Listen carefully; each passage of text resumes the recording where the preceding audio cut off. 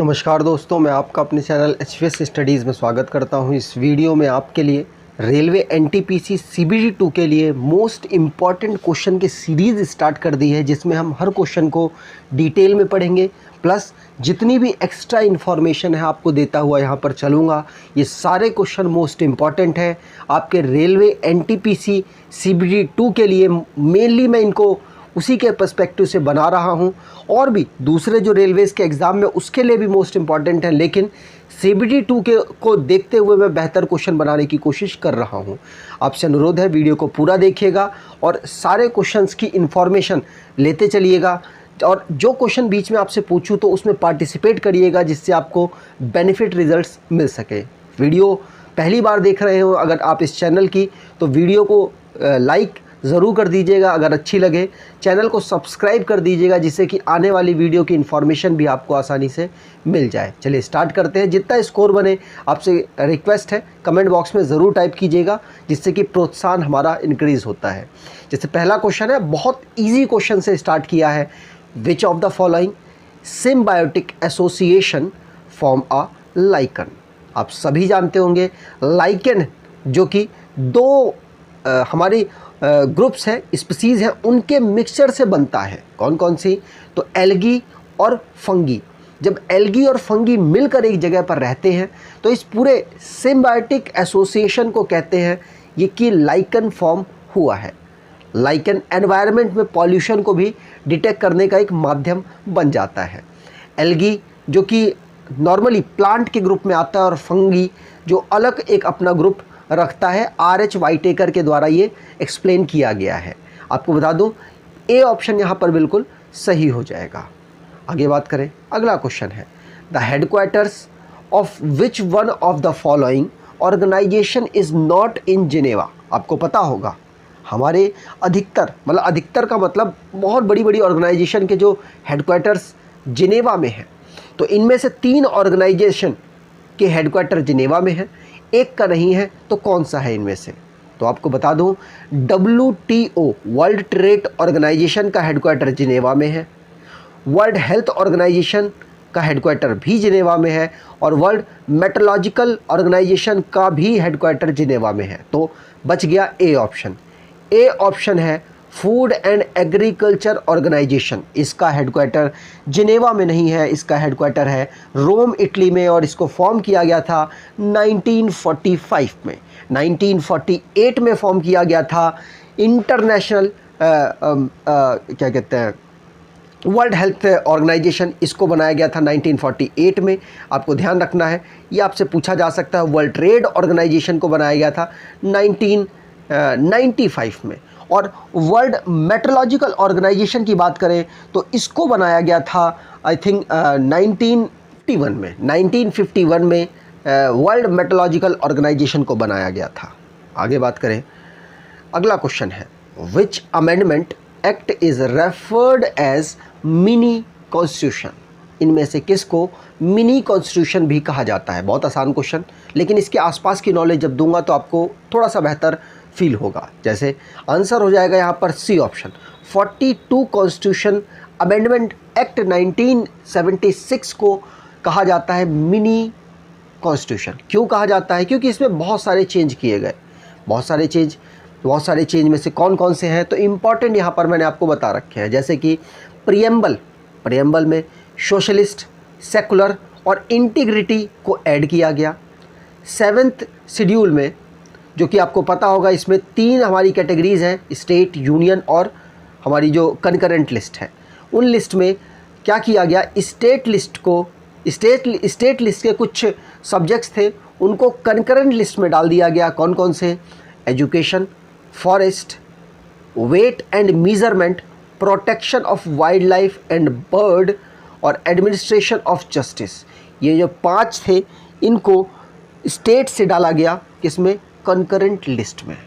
आपको बता दो 51 नंबर का जो आर्टिकल है, जिसमें फंडामेंटल ड्यूटीज़ के बारे में बताया गया, तो 10 फंडामेंटल ड्यूटीज़ यहाँ पर सिटीजन्स की बताई गई, जो कि 1976 जो कॉन्स्टिट्यूशन अमेंडमेंट है उसी के अंतर्गत इसको इंक्लूड किया गया था हमारे कॉन्स्टिट्यूशन में। रिकमेंडेशन था स्वर्ण सिंह कमेटी। स्वर्ण सिंह कमेटी की रिकमेंडेशन से फंडामेंटल ड्यूटीज़ को हमारे कॉन्स्टिट्यूशन में इंक्लूड किया गया 46 नंबर का जो अमेंडमेंट था उसके अंतर्गत। अगर आप स्टैटिक जीके की ई बुक परचेज़ करना चाहते हैं तो आप इस ई बुक को परचेज़ कर सकते हैं। इसमें ऑलमोस्ट आपके सभी टॉपिक को कवर किया गया है, डिस्क्रिप्शन बॉक्स में लिंक है, वहाँ से आप इसे परचेज़ कर पाएंगे। अगले क्वेश्चन की बात करें, inflation is caused by, I think इस क्वेश्चन का आंसर सभी लोग दे सकते हैं। इन्फ्लेशन कैसे बढ़ता है?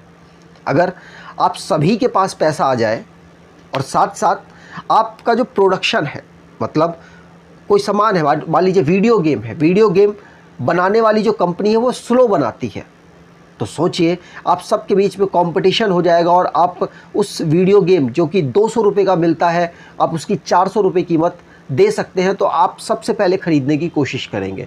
तो यहाँ पर सभी हो सकता है और दूसरे ऑप्शन में आप कंफ्यूज हो, लेकिन जो बेस्ट आंसर है वो बी ऑप्शन यहाँ पर बिल्कुल सही है कि पैसा अगर सबके पास आ जाए, मतलब इंक्रीज़ इन मनी सप्लाई और डिक्रीज़ इन प्रोडक्शन, मतलब वीडियो गेम की जो प्रोडक्शन है कम कर दी जाए, पैसा सबको दे दिया जाए, तो जो इन्फ्लेशन है वीडियो गेम का वो बढ़ जाएगा। तो बी ऑप्शन यहाँ पर बिल्कुल सही हो जाएगा। आगे बात करें, अगला क्वेश्चन है, विच one of the following cities and the personalities associated with their establishment is wrongly matched. इनमें से ये जगह के नाम हैं और इनको फॉर्म करने वाले पर्सन्स के नाम यहाँ लिखे हुए हैं, तो इनमें से कौन से गलत हैं, कौन सा रॉन्गली मैच है? तो आंसर यहाँ पर हो जाएगा कलकत्ता। कलकत्ता को रॉबर्ट क्लाइव के द्वारा नहीं फॉर्म किया गया था। और आपको बता दो, जॉब चॉर्नाक आपने सुना होगा, अगर सुना है तो आप समझ चुके होंगे, कलकत्ता को रॉबर्ट क्लाइव नहीं, जॉब चार्नाक के द्वारा फॉर्म किया गया था। पौंडुचेरी की बात करें तो फ्रांसिस मार्टिन के द्वारा इसको फाउंड किया गया, फ्रेंच के पर्सन है। अहमदाबाद को अहमद शाह फर्स्ट के द्वारा इसको फॉर्म किया गया और मद्रास को फ्रांसिस डे के द्वारा इसको फॉर्म किया गया। याद रखिएगा, ये भी ऑप्शन आपके लिए बेस्ट है। कलकत्ता को रॉबर्ट क्लाइव के द्वारा नहीं, जॉब चार्नाक के द्वारा 1690 में ईस्ट इंडिया कंपनी में एजेंट के रूप में काम कर रहे थे, उन्होंने इसको फॉर्म किया है। आगे बात करें, अरिहंत इज़ अरिहंत क्या है? इन चारों ऑप्शन में से आपको आंसर देना है। Arihant nuclear powered ballistic missile submarine है। याद रखिएगा, अरिहंत क्या है? Nuclear powered ballistic missile submarine. Important है, पूछा जा सकता है। अगले क्वेश्चन की बात करें तो डीनेचर्ड एल्कोहल किसे कहते हैं? तो देखिए, अगर नेचर्ड एल्कोहल आपसे पूछा जाए, ऐसी एल्कोहल जो आप पीते हैं नॉर्मली, अगर आप एल्कोहल का सेवन करते हैं तो जो आप एल्कोहल रेगुलर पी रहे हैं वो कौन सी है? नेचर्ड एल्कोहल। लेकिन डीनेचर का मतलब ऐसी एल्कोहल जो आप नहीं पी पाएंगे, और पिएंगे ज़बरदस्ती तो आपको बहुत तरीके की बीमारियां हो सकती हैं। जैसे आपकी याददाश्त जा सकती है, आप कोमा में जा सकते हैं, आपकी पॉलिश गिर सकती है, मतलब एक तरफ आपका अंग काम करना बंद कर सकता है, आंखों की रोशनी जा सकती है। वो जो शराब होती है उसे कहते हैं डीनेचर्ड एल्कोहल। इसमें क्या होता है? इसमें कुछ एक्स्ट्रा सामान मिला दिया जाता है, बहुत सारी चीज़ें होती हैं, लेकिन मेन होता है अगर हम मिथाइल एल्कोहल को मिला देंगे, एनसीईआरटी में लिखा भी हुआ है, अगर आप मिथाइल एल्कोहल को मिला देंगे तो क्या होगा? तो वो जहरीली शराब हो जाएगी, मतलब वो डीनेचर्ड शराब हो जाएगी, एल्कोहल हो जाएगी। तो बी ऑप्शन यहाँ पर बिल्कुल सही है। ऐसी शराब, ऐसी ड्रिंकिंग की सब्सटेंस जो अनफिट हो और उसके पास पॉइजनस सब्सटेंस कंटेन हो, तो वो कौन सी होगी? डीनेचर्ड शराब, डीनेचर्ड एल्कोहल। आगे बात करें, अगला क्वेश्चन है, the city of Prayag was named Allahabad. The city of Allahabad, तो मतलब जब प्रयागराज था, जो प्रयाग था, उसका नाम इलाहाबाद रखा गया। किसने रखा? वो कहा जाता है कि वो अल्लाह की जगह है। तो आंसर यहाँ पर हो जाएगा, ये मुग़ल कार्य में हुआ था, मुग़ल कार्य के समय में हुआ था और अकबर ने ये नाम रखा था। याद रखिएगा, अकबर ने ये काम कब किया था? तो आपको बता दूँ, अकबर 3rd नंबर का मुग़ल एम्परर था जिसने सबसे लंबे समय तक अपना शासन किया, मतलब ईयर वाइज सबसे लंबे समय तक अपना शासन किया। औरंगजेब दूसरे नंबर पर आता है। आपको बता दूँ, अकबर जो था उसने 1575 में इलाहाबाद, प्रयाग का नाम इलाहाबाद चेंज कर दिया था, जिसको उन्होंने सिटी ऑफ गॉड कहा था।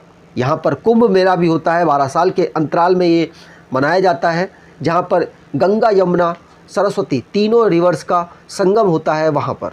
अब रिवर जो सरस्वती है वो इनविजिबल है, वो हरियाणा में ही इनविजिबल हो चुकी है, मतलब उसका संगम नहीं हो पाता इलाहाबाद में, लेकिन 2 अभी नदियों का संगम आपको दिखेगा।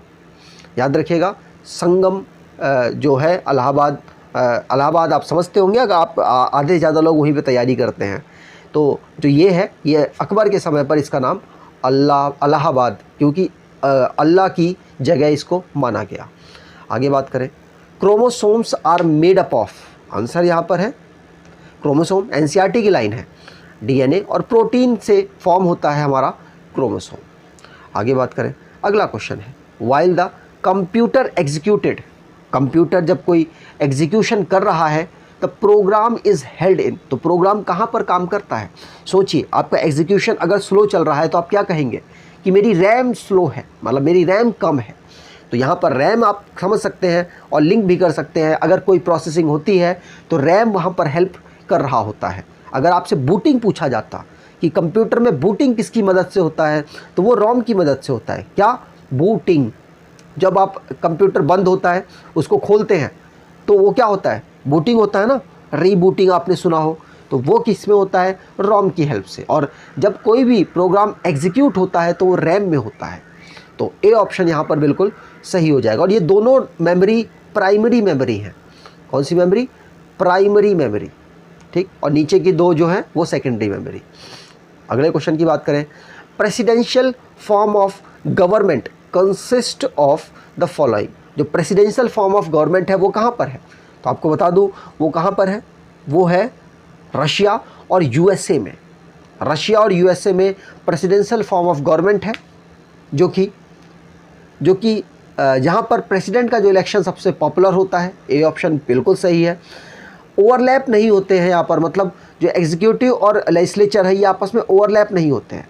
सारी एग्जीक्यूटिव पावर प्रेसिडेंट के पास होती है और ये कभी भी ओवरलैप नहीं करते हैं। फिक्स टर्म ऑफ ऑफिस, बिल्कुल फिक्स टर्म होता है। जैसे कि अमेरिका की बात की जाए तो 4 साल का होता है, रशिया की बात की जाए तो 6 साल का टाइम पीरियड होता है, याद रखना है। तो यहाँ पर डी ऑप्शन बिल्कुल सही हो जाएगा। सारे स्टेटमेंट सही हैं प्रेसिडेंशियल फॉर्म ऑफ गवर्नमेंट के। अगले क्वेश्चन की बात करें, विच of the following places of Sikh religion heritage is not in India, तो इनमें से कौन से सिख रिलीजन का पवित्र जगह है जो कि भारत में नहीं है?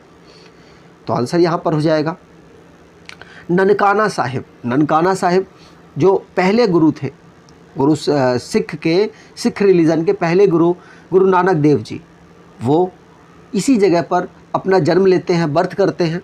और आपको ध्यान रखना है ये पाकिस्तान लाहौर के पास उपस्थित है, ननकाना साहिब।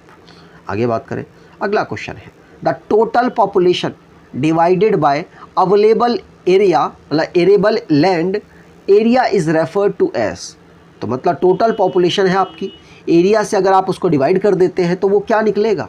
इजी क्वेश्चन, समझ सकते हैं। तो वो निकलता है पॉपुलेशन डेंसिटी। पॉपुलेशन डेंसिटी, तो ए ऑप्शन यहाँ पर सही है। अगर आपसे पूछा जाए सारे स्टेट और सारे यूनियन टेरिटरीज़ में से सबसे ज़्यादा पॉपुलेशन डेंसिटी किसकी है, तो आप कहेंगे दिल्ली की। किसकी? दिल्ली की। याद रखिएगा, मोस्ट इंपॉर्टेंट क्वेश्चन है।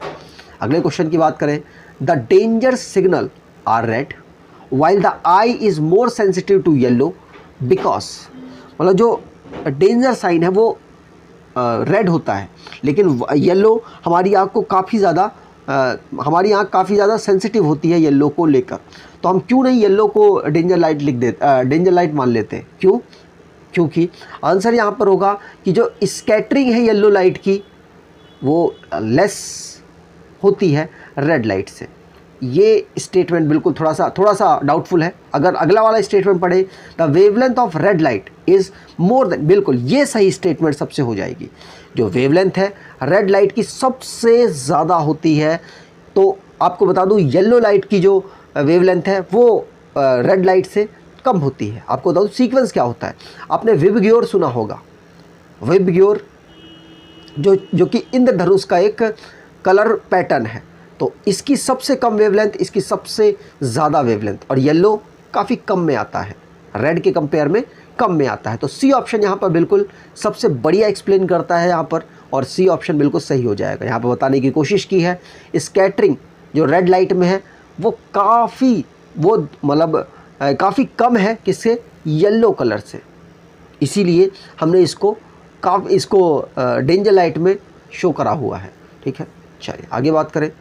अगला क्वेश्चन है, who was the author of India of my dreams. India of my dreams के ऑथर कौन है? तो आंसर यहाँ पर हो जाएगा हमारे राष्ट्रीय पिताजी, मतलब father of nation Mahatma Gandhi ji ने इस बुक को लिखा है, इंडिया ऑफ माई ड्रीम्स। याद रखिएगा। अगर आपको ये वीडियो, ये क्वेश्चंस का पैटर्न अगर अच्छा लगा है और एक्सप्लेनेशन अच्छा लगा है तो आपसे अनुरोध है वीडियो को लाइक, चैनल को सब्सक्राइब ज़रूर कर दीजिएगा। एटलीस्ट अपने कुछ दोस्तों तक वीडियो को शेयर कीजिएगा। धन्यवाद।